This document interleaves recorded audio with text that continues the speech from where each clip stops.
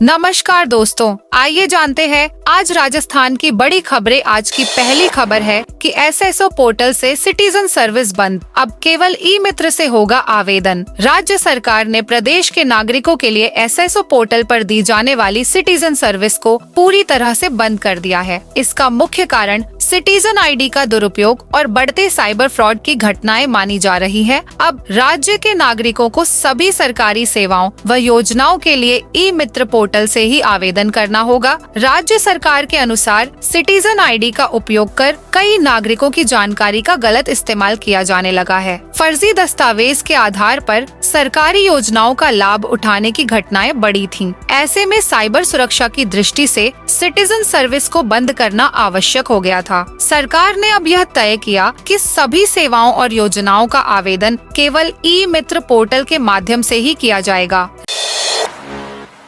Rajasthan roadways के बेड़े में शामिल होने जा रही 800 नई बसें। राजस्थान रोडवेज के बेड़े में 800 नई बसें शामिल होने जा रही हैं। इसको लेकर रोडवेज प्रशासन टेंडर्स भी जारी करने जा रहा है। नई बसों के शामिल होने से राजस्थान रोडवेज का रेवेन्यू भी बढ़ेगा और आमजन को बेहतर यात्रा भी मिल सकेगी। रोडवेज एमडी पुरुषोत्तम शर्मा ने कहा कि हमने बीते दिनों 510 रोडवेज की नई बसें शुरू की थी। अब उसके बाद बजट घोषणा के तहत 300 नई बसों की खरीद करने जा रहे हैं। इसके अलावा 300 बसें सर्विस मॉडल पर ले रहे हैं और 200 इलेक्ट्रॉनिक बसों का भी टेंडर जारी किया गया है। कुल मिलाकर 800 नई बसें आम जन के सफर के लिए जल्द सड़कों पर उतरेगी। साथ ही रोडवेज को भी घाटे से निजात मिलेगी और इससे रोडवेज कर्मचारियों को समय पर वेतन मिल सकेगा। रोडवेज में यात्रा करने वाले आमजन का कहना है कि टेंडर के बाद राजस्थान रोडवेज में जो नई बसें आएंगे उससे निश्चित रूप से आमजन को फायदा होगा। रोडवेज में सुविधाजनक और सुरक्षित यात्रा मिलती है, इसलिए रोडवेज में यात्रा करते हैं।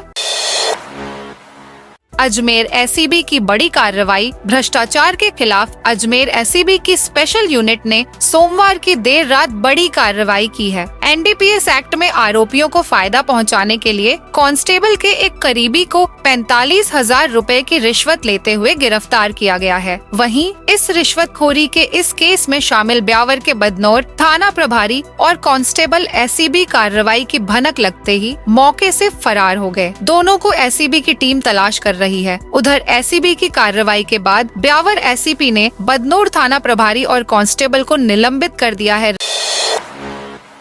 राजस्थान में आज से शीतकालीन अवकाश शुरू। राजस्थान में शीतकालीन अवकाश शिविरा पंचांग के अनुसार 25 दिसंबर से ही शुरू होंगे। इससे सरकारी और निजी विद्यालयों में पढ़ने वाले बच्चों को राहत मिलेगी। शिक्षा मंत्री मदन दिलावर ने इस संबंध में आधिकारिक घोषणा कर दी है। बढ़ती सर्दी को ध्यान में रखते हुए सभी सरकारी और निजी स्कूलों में यह अवकाश रहेगा। शिविरा पंचांग के अनुसार शीतकालीन अवकाश 25 दिसंबर 2024 से 5 जनवरी 2025 तक होगा। दरअसल अगस्त में शिक्षा मंत्री मदन दिलावर ने कहा था कि कड़ाके की सर्दी पड़ने पर स्कूलों में अवकाश का निर्णय लिया जाएगा। हालांकि शिविरा पंचांग में अवकाश की तिथि पहले ही निर्धारित थी, जिससे छात्रों और अभिभावकों के बीच असमंजस की स्थिति थी। अब शिक्षा विभाग ने यह स्पष्ट कर दिया है कि अवकाश 25 दिसंबर से शुरू होगा। शिक्षा मंत्री ने कहा कि सर्दी के प्रभाव को ध्यान में रखते हुए यह फैसला लिया गया है ताकि बच्चों की सेहत पर कोई असर न हो। राजस्थान के कई हिस्सों में तापमान 60 डिग्री से नीचे जा चुका है।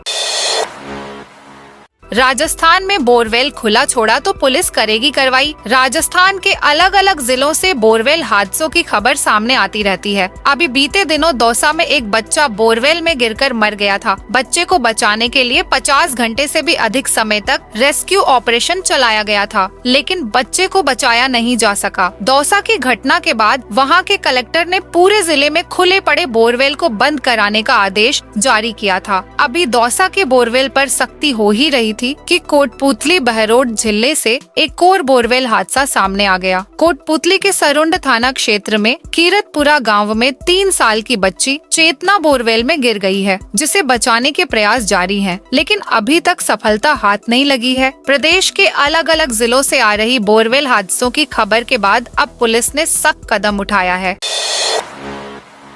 जयपुर अग्निकांड में 2 और लोगों की मौत। शुक्रवार 20 दिसंबर को जयपुर अजमेर हाईवे पर भांकरोटा के पास सुबह सुबह हुए भीषण हादसे और अग्निकांड में 2 और लोगों की मौत हो गई। इस हादसे में गंभीर रूप से झुलसे 2 और लोगों की मौत मंगलवार हुई। इसके साथ ही इस हादसे में मरने की वालों की कुल संख्या बढ़कर 15 हो गई है। अधिकारियों ने यह जानकारी दी। सरकारी एसएमएस अस्पताल के अधीक्षक डॉक्टर सुशील भाटी ने बताया, आज सुबह 2 घायलों की मौत हो गई। एसएमएस अस्पताल के अधीक्षक सुशील भाटी ने बताया कि हादसे में झुलसने के कारण अस्पताल में भर्ती 3 लोगों को कल छुट्टी दे दी गई। उनके अनुसार इस समय अस्पताल में 18 घायलों का इलाज चल रहा है, जिनमें से 5 की हालत गंभीर है। उन्होंने बताया कि 1 या 2 लोगों की हालत में सुधार होने पर उन्हें आज छुट्टी दे दी जाएगी।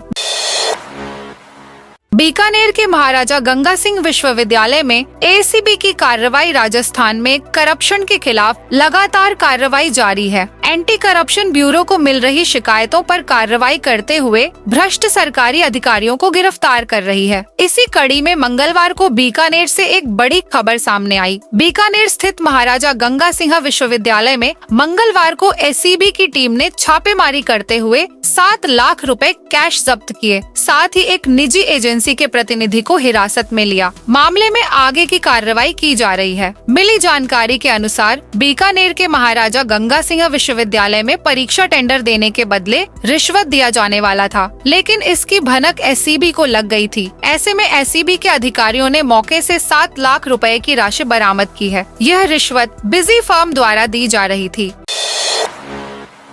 28 से 31 दिसंबर तक होगी वरिष्ठ अध्यापक भर्ती परीक्षा। अगर आप पढ़ाने का शौक रखते हैं तो यह मौका आपके लिए बेहतरीन साबित हो सकता है, क्योंकि आरपीएसएससी ने वरिष्ठ अध्यापक संस्कृत शिक्षा विभाग प्रतियोगी परीक्षा 2024 के लिए भर्तियों की परीक्षा तिथि जारी कर दी है। नोटिफिकेशन के मुताबिक यह परीक्षा 28 से 31 दिसंबर 2024 तक आयोजित की जाएगी। इसके लिए परीक्षा का एडमिट कार्ड 25 दिसंबर 2024 को जारी किया जाएगा। परीक्षा 28 से 31 दिसंबर 2024 तक आयोजित की जाएगी। यह 2 शिफ्ट में आयोजित की जाएगी। पहली शिफ्ट सुबह 9:30 पर शुरू होगी, जबकि दूसरी दोपहर 2:30 पर शुरू होगी और शाम 5 बजे खत्म होगी। परीक्षा के आखिरी दिन यानी 31 दिसंबर 2024 को परीक्षा सिर्फ एक शिफ्ट में आयोजित की जाएगी। अभ्यर्थी 21 दिसंबर 2024 से एसएसओ पोर्टल पर लॉगिन करके अपने केंद्र की जानकारी प्राप्त कर सकेंगे। कक्षा 5वीं और 8वीं के बच्चों के लिए सरकार का बड़ा फैसला। केंद्र सरकार ने साल के अंत में परीक्षा उत्तीर्ण करने में असफल रहने वाले कक्षा 5 और 8 के विद्यार्थियों के लिए अनुत्तीर्ण न करने की नीति को खत्म कर दिया है। अधिकारियों ने यह जानकारी दी। वर्ष 2019 में शिक्षा का अधिकार अधिनियम आरटीई में संशोधन के बाद कम से कम 18 राज्यों और केंद्र शासित प्रदेशों ने पहले ही इन 2 कक्षाओं के लिए अनुत्तीर्ण न करने की नीति को खत्म कर दिया है। अधिसूचना में कहा गया, स्कूल का प्रधानाचार्य ऐसे बच्चों की सूची बनाएगा जो पढ़ाई में पिछड़ गए हैं और उन बच्चों की प्रगति की व्यक्तिगत रूप से निगरानी करेगा। शिक्षा मंत्रालय के वरिष्ठ अधिकारियों के अनुसार यह अधिसूचना केंद्रीय विद्यालयों, नवोदय विद्यालयों और सैनिक स्कूलों सहित केंद्र सरकार द्वारा संचालित 3000 से अधिक स्कूलों पर लागू होगी। मुख्यमंत्री ने मंडपम के निर्माण तैयारियों की समीक्षा की, दिए ये निर्देश। राजस्थान मंडपम विश्व स्तरीय सुविधाओं से लैस होगा। मुख्यमंत्री भजनलाल शर्मा ने कहा कि राजस्थान मंडपम राज्य की कला, संस्कृति और पर्यटन को बढ़ावा देने के लिए सांस्कृतिक और व्यावसायिक आयोजनों के लिए प्रमुख आकर्षण का केंद्र बनेगा। जयपुर में बनने वाले इस मंडपम को विश्व स्तरीय सुविधाओं से लैस बनाया जाए तथा इसमें आधुनिक तकनीक और परंपरागत राजस्थानी वास्तुकला का बेहतरीन संयोजन किया जाए। उन्होंने अधिकारियों को मंडपम के निर्माण को समयबद्ध पूरा करने के निर्देश दिए। मुख्यमंत्री निवास पर राजस्थान मंडपम के निर्माण की तैयारियों को लेकर आयोजित बैठक को संबोधित करते हुए सीएम ने कहा कि भारत मंडपम की तर्ज पर जयपुर में राजस्थान मंडपम का निर्माण किया जाएगा। महाकुंभ में जयपुर से प्रयागराज फ्लाइट से जा तो सकेंगे, लेकिन आ नहीं सकेंगे 10 जनवरी से 21 फरवरी तक जयपुर से प्रयागराज के लिए one way weekly special flight शुरू की जा रही है। जानकारी के अनुसार जयपुर से प्रयागराज के लिए स्पेशल फ्लाइट चलेगी। हालांकि फ्लाइट वन वे ऑपरेट होगी, यानी वापसी में प्रयागराज से जयपुर की डायरेक्ट फ्लाइट संचालित नहीं होगी। ऐसे में यात्रियों को प्रयागराज से दिल्ली होकर जयपुर आना होगा। यह फ्लाइट केवल एक दिशा ऑपरेशन के तहत संचालित होगी, यानी प्रयागराज से जयपुर के लिए कोई सीधी फ्लाइट उपलब्ध नहीं होगी। यात्रियों को वापसी के लिए प्रयागराज से दिल्ली होते हुए जयपुर आना होगा। जयपुर रेलवे स्टेशन पर काम के नहीं चलेगी कुंभ स्पेशल। एक उदयपुर, एक बाड़मेर से जाएगी। उत्तर प्रदेश सरकार द्वारा प्रयागराज महाकुंभ 2025 के लिए तैयारियां अंतिम चरण में हैं। इस भव्य धार्मिक आयोजन में करोड़ों श्रद्धालुओं के पहुंचने की उम्मीद है। इंडियन रेलवेज ने यात्रियों की सुविधा के लिए देश भर से लगभग 3000 महाकुंभ स्पेशल ट्रेनें संचालित करने की घोषणा की है। हालांकि उत्तर पश्चिम रेलवे से केवल 2 विशेष ट्रेनें चलाई जाएंगी। जयपुर रेलवे स्टेशन पर चल रहे रीडेवलपमेंट प्रोजेक्ट के कारण इस बार यहां से कोई स्पेशल ट्रेन शुरू नहीं की गई। प्लेटफॉर्म्स पर ब्लॉक होने की वजह से नियमित ट्रेनों को ही रद्द, डाइवर्ट या शॉर्ट टर्मिनेट किया जा रहा है। रेलवे मुख्यालय ने जयपुर मंडल से कोई प्रस्ताव नहीं मांगा। उदयपुर में लेपर्ड ने किया युवती पर हमला। उदयपुर, राजस्थान के कई जिलों में लेपर्ड की बढ़ती आक्रामकता चिंता का विषय बन गई है। उदयपुर में एक लेपर्ड ने मासूम पर हमला कर दिया, लेकिन मां ने अपनी निडरता का परिचय देते हुए उसकी जान बचाई। पिछले 4 महीनों में लेपर्ड ने खासकर उदयपुर जिले में सबसे ज्यादा हमले किए हैं। अक्टूबर 2024 में यहाँ के जंगलों में रहने वाले लेपर्ड ने 9 लोगों की जान ले ली थी। लेपर्ड ने एक युवती पर हमला कर दिया। यह घटना उदयपुर से लगभग 45 किलोमीटर दूर गोगुंदा ग्राम पंचायत के गांव पाचौतो की भागल में हुई। घटना के समय 17 वर्षीय अनिता अपनी मां घीसी बाई के साथ खेत में घास काट रही थी। लेपर्ड ने अचानक हमला किया, लेकिन मां के चिल्लाने पर वह भाग गया। हेरिटेज वॉक और कचौरी फेस्ट के साथ शुरू हुआ कोटा महोत्सव। राजस्थान के कोटा महोत्सव के तहत मंगलवार को आयोजित हेरिटेज वॉक और कचौरी फेस्ट में कोटा की सांस्कृतिक धरोहर और रंग बिरंगी परंपराएं नजर आईं। इस आयोजन में हजारों लोगों ने कोटा की प्रसिद्ध कचौरी का स्वाद चखा। इस महोत्सव का उद्घाटन लोकसभा स्पीकर ओम बिरला ने किया। वहीं उनके साथ राजस्थान के कई कद्दावर मंत्री भी मौजूद रहे। हेरिटेज वॉक की शुरुआत मथुराधीश मंदिर से हुई, जिसमें कोटा के सांस्कृतिक रंग देखने को मिले। प्रतिभागियों ने पारंपरिक पगड़ी और साफा पहना हुआ था। महिलाएं भी पारंपरिक वेशभूषा और गहनों के साथ इस आयोजन का हिस्सा बनी। लोकसभा स्पीकर ओम बिरला, ऊर्जा मंत्री हीरालाल नागर और जिला कलेक्टर डॉ. रविंद्र गोस्वामी समेत बड़ी संख्या में स्थानीय लोग, प्रशासनिक अधिकारी और पुलिस के अधिकारी शामिल हुए।